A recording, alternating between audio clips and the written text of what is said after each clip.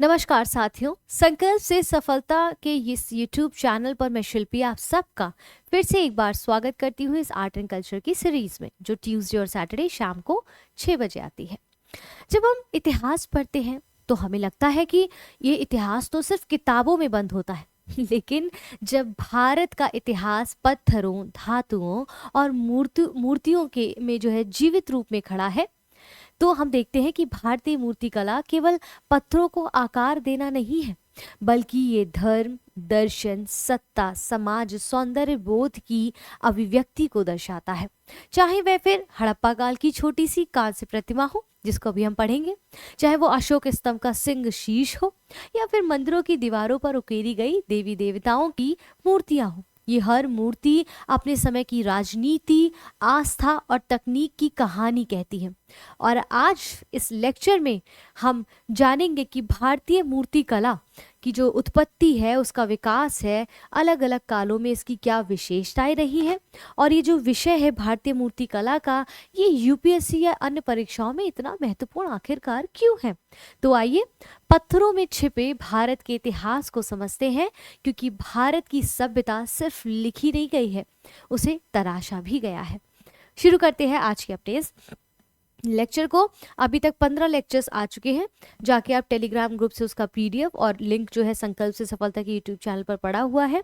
फिलहाल यहाँ पर मूर्तिकला की बात हो रही है, तो उसको शुरू करते हैं। और भारतीय मूर्तिकला की जो शुरुआत है वो सिंधु घाटी सभ्यता यानी कि 2500 से 1800 ईसा पूर्व से मानी जाती है।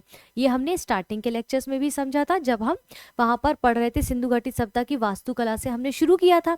ठीक है, उस समय छोटी मिट्टी यानी कि टेराकोटा की मूर्तियां बनाई जाती थी, डॉल सुडॉल होती थी, क्योंकि उस टाइम मशीनें नहीं थी, कुछ नहीं थी, तो हाथों से ही उनको, जैसे आपने कभी बचपन में देखा होगा ना, अपने घरों में चिकनी मिट्टी के भगवान जी, जैसे शंकर जी, पार्वती जी और गणेश जी बनाए जाते हैं, तो उनको अपने हाथ से गोल गोल बैठा दिया जाता है, फिर आंखें ऐसे दबा के उनकी आंखें बना दी जाती है। मतलब क्ले, आजकल का जो क्ले है बेसिकली, उसको उस तरह से समझिए। ठीक है, और मौर्य काल जो है 3री शताब्दी ईसा पूर्व में बड़े बड़े पत्थरों के स्तंभ और सिंह की मूर्तियां बनने लगी। तो समय अब परिवर्तित हुआ, तो विकास ज्यादा दिखाई देने लगा। दूसरी ओर 1ली शताब्दी ईसा पूर्व तक भारतीय मूर्ति पर जो कला थी बहुत ज्यादा परिपक्व हो चुकी थी, और आगे चलकर भारत के अलग अलग क्षेत्रों में हमने अलग अलग शैलियों और परंपराओं को विकसित होते हुए देखा समय के बदलते दौरान। वहीं 9वीं से 10वीं शताब्दी ईस्वी तक मूर्ति कला का एक स्थिर रूप हमारे सामने उभर कर आया, और इसके बाद इस काल में बहुत कम बदलाव देखने को मिले। मतलब यहाँ से आते आते जो चेंजेस थे वह स्टेबल हो गए, और भारतीय मूर्ति कला में घनत्व और भारीपन से ज्यादा रेखाओं पर जोर देने लगे, उनकी बारीकियों पर ध्यान देने लगे। मूर्तियां उनकी बाहरी रूपरेखा यानी कि आउटलाइन के आधार पर बनाई जाती थी, वहीं पर इनकी आकृतियां काफी सुंदर, पतली, सुगढ़ और लचीले अंगों वाली दिखाई देती थी। मतलब ऐसा लगता था कि व्यक्ति को ही बैठा दिया है वहां पर, रियल एकदम लगती है। ठीक है, अब मूर्तिकला की जो शुरुआत है हमने देखा सिंधु घाटी सभ्यता से ही देखने को मिलती है। जैसे टेराकोटा की जो मूर्तियां हैं वो हमें देखने को मिलती हैं, या फिर हम जो मूर्तियां भी देखेंगे जिनके बारे में पढ़ेंगे वो देखने को मिलती हैं। वैदिक काल में जब हम आते हैं तो मूर्तिकला सरल और ग्रामीण दिखाई देती है। ठीक है, और इसके बाद मौर्य काल में स्तंभ और धार्मिक स्मारक बनना शुरू हुए। गुप्त काल में मूर्तिकला अपने शिखर पर पहुंची, गुप्त काल में मूर्तिकला भी शिखर पर पहुंची। आप देखेंगे मंदिरों का निर्माण भी उस टाइम पे जो है गोल्डन एरा कहा जाता था, है ना। उसके उदाहरण अजंता एलोरा की गुफाएं हैं, जिसको हमने ऑलरेडी पढ़ लिया है। नहीं पढ़ा है तो लेक्चर्स की सीरीज में जाइए, प्लेलिस्ट में, उसमें जाके देखिए। लगभग 200 ईस्वी के बाद दक्षिण भारत में चालुक्य और पल्लव शैली विकसित हुई, और यहीं से बेसर शैली बनी। बेसर शैली आपको याद आ गया, नागर शैली, द्रविड़ शैली और बेसर शैली हमने पढ़ा था मंदिरों के टाइम पर, जाके पढ़िए अगर नहीं पढ़ा है, जिसमें उत्तर और दक्षिण भारत की शैलियों का मेल भी हमें दिखाई देता है। ठीक है, इसके बाद यहाँ पर कह रहे हैं चोल काल में जब आप आते तो सुंदर कांस्य की मूर्तियां दिखाई दी। उस समय काल में कांस्य की मूर्तियों को जो है जो मोम से ढाल कर उसमें और फिर उसको क्रिएट किया जाता था, अभी हम पढ़ेंगे, जिसमें लय और गति साफ दिखाई देती है। मध्यकाल में फारसी प्रभाव पड़ा मूर्तिकला पे, तो दिल्ली सल्तनत के समय और मुगल शैली का विकास हुआ, जिसमें मेहराब, मीनार, सुलेख और संगमरमर का प्रयोग हमें मूर्तियों में देखने को मिलता है। ठीक है, आज भी भारतीय मूर्तिकला अपनी डाइवर्सिटी और मौलिकता के लिए बहुत ज़्यादा जानी जाती है, जिनको हम आने वाले समय पर धीरे धीरे पढ़ेंगे। फिलहाल सिंधु कालीन मूर्तिकला की जो हम बात कर रहे हैं, इस समय की मूर्तियाँ मड मूर्ति यानी कि मिट्टी की बनी मूर्तियाँ प्रस्तर और धातु से निर्मित की जाती थी। देखिए इनका फेस पे फिनिशिंग नहीं है, जैसे मैंने कहा कि हाथ से ही इनको ढाला जाता था, बनाया जाता था। जैसे बच्चे क्ले से कुछ बनाने का क्रिएट करते हैं ना, उसी प्रकार से मड मूर्ति यानी कि मिट्टी की जो मूर्ति की कला है वो आग में पकी हुई मूर्तियों को टेराकोट कहा जाता था। इनको बना के कच्ची होती थी तो फिर आग में इन्हें गर्म करके इनको कड़क किया जाता था, इस प्रकार तक सॉलिड हो जाए। पिचिंग विधि का प्रयोग करके इन मूर्तियों को हाथ से निर्मित किया जाता था। पिचिंग विधि वही कि मिट्टी का ऐसा ऐसा एक टिकड़ा टाइप का टुकड़ा लिया और फिर उसमें अपने हाथ से शेप देना शुरू कर दिया। वहीं यहाँ पर टेराकोटा मूर्ति जो इस प्रकार के उदाहरण से आपके सामने है। अपेक्षाकृत इन मूर्तियों को ज़्यादा परिष्कृत बहुत अच्छे से जो है बनाने का प्रयास नहीं किया गया, जिस कारण आकार में उतने सुडौल जो है नहीं दिखाई देते हैं। बस एक मूर्ति बनी है, इतना समझ आ रहा है।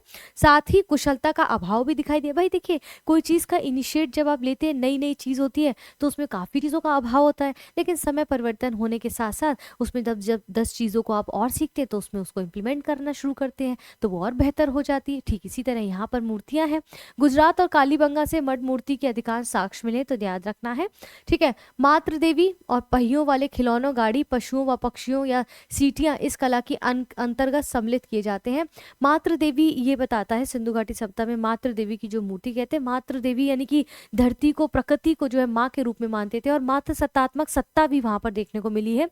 अब देखिए मूर्तियां क्या है, मूर्तियाँ क्या होती हैं जो आजकल, जैसे कि अब कुछ भी मूर्ति या टॉय मेरे पास अभी है नहीं बनना दिखाती, जैसे किसी भी प्रकार की मूर्ति की आप जैसे आप देखेंगे कि पेन आज के समय पे ऐसा दिखता है, समझिए। ठीक है, अगर ये उस टाइम खोजकर्ताओं ने अगर इसको खोजा होता और इस प्रकार का कुछ अगर आइटम निकलता तो वो समझते कि ये पेन ही होगा। ऐसा क्यों समझते? क्योंकि वर्तमान में पेन की जो परिभाषा है वो ये है, तो जब प्राचीन समय में ऐसा कुछ आइटम मिला है तो वो भी पेन ही होगा, ऐसा अज्यूम किया गया। तो वहाँ पर जो जो चीज़ें अवस्थित थी उस समय दौरान में, तो उनको वहां पर उसी प्रकार से खिलौने के रूप में जो है ढालने का प्रयास किया। तभी तो हम बच्चों के खिलौने देखते हैं ना, मेरे पास पढ़ा था। हाँ, मैं आपको दिखाती हूँ।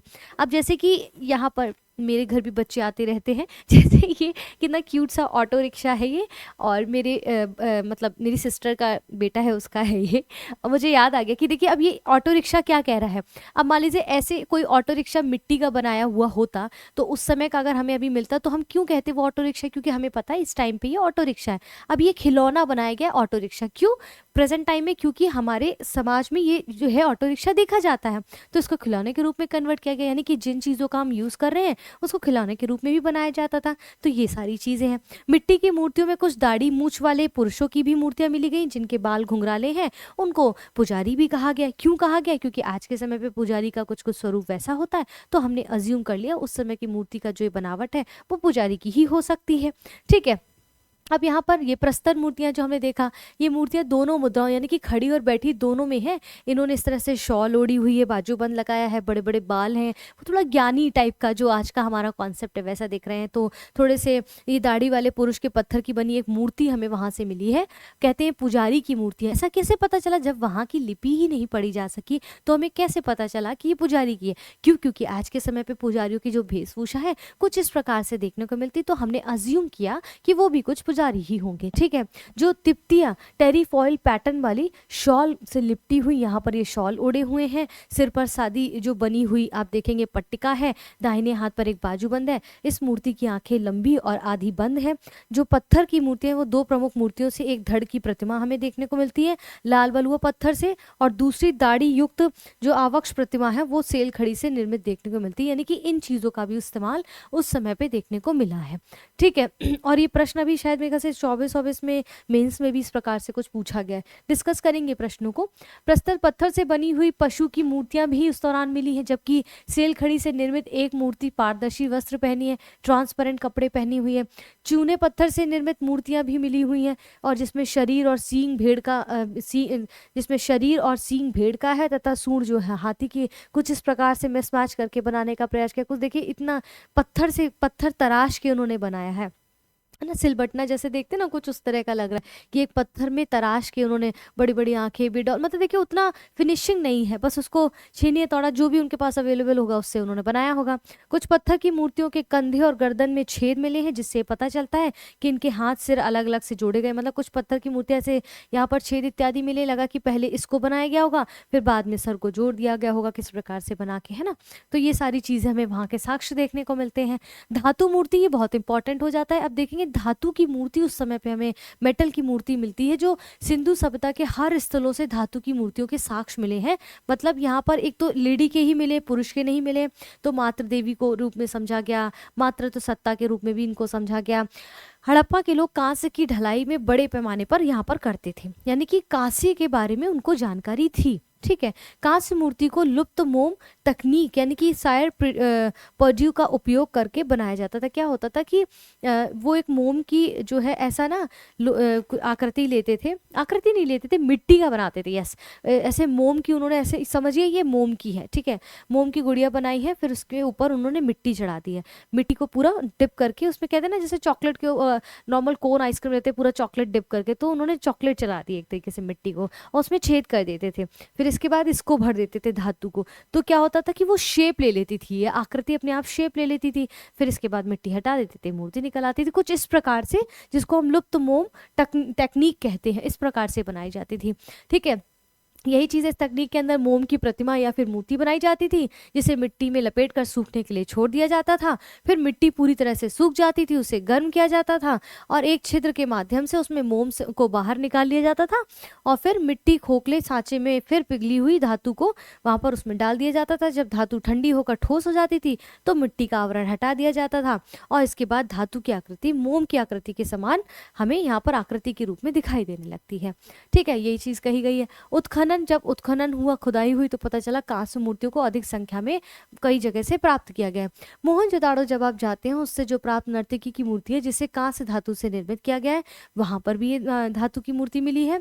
कांस्य से निर्मित मूर्तियों में मानव के साथ पशु की आकृतियां भी मिली है, जैसे कालीबंगा से, ध्यान रखना है पीटी में यहाँ से प्रश्न बनता है, कालीबंगा से कांसे का बैल, मोहनजोदाड़ो से कांसे का वृषभ और इसके अलावा चनुदड़ो से बैलगाड़ी और इसके और इक्का गाड़ी और दैमाबाद से कांसे के रथ के साक्ष्य भी हमें देखने को मिलते हैं। ठीक है तो ये सारी चीजें हैं, समझ गए आप। तो कहने का मतलब ये है कि बहुत इंटरेस्टिंग है आर्ट एंड कल्चर। देखिए ना, अब आर्ट एंड कल्चर से याद आया कि मैंने ना वो बनाए हुए हैं, मैं निकाल के दिखाऊंगी आपको, एक शॉर्ट्स डालूंगी मैं अपने चैनल पर, संकल्प से सफलता पे देखिएगा, और वहाँ मैं दिखाऊंगी कि मैंने, मुझे बीच में जैसे मैं क्या बहुत मोनोटोनस हो रहा था, समझ नहीं आ रहा था चीज़ें क्या करूँ, तो मैंने पेंटिंग करना शुरू किया।